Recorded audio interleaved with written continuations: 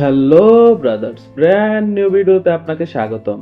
কিছুদিন আগে মুক্তি পেয়েছে মেজবুর রহমান সুমনের দ্বিতীয় চলচ্চিত্র রোহিতের ট্রেলার। ভাইরে ভাই, কি আর বলবো, পুরাই মাথা নষ্ট। রোহিতের ট্রেলার ছিল পুরাই টপ নচ।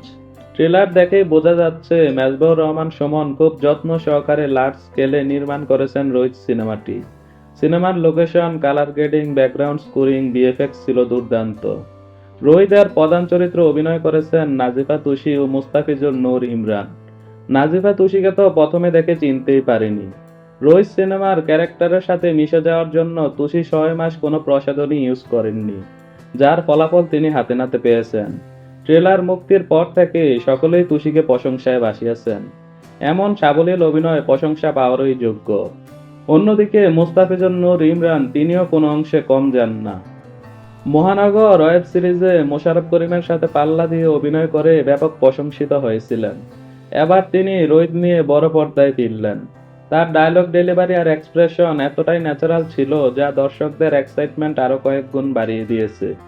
এছাড়াও পার্শ্ব চরিত্রে গাজী রাকায়েত সহ আরো অনেকে অভিনয় করেছেন।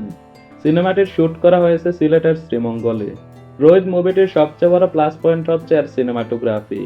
ক্যামেরার পিছনে ছিলেন জোবাহের মুসাব্বির জ্যোতি।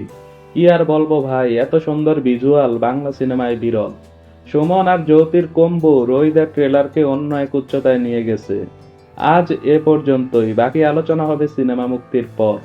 আপনার কি মনে হয়, রোহিত সিনেমা কি হাওয়ার মতো সফল হতে পারবে?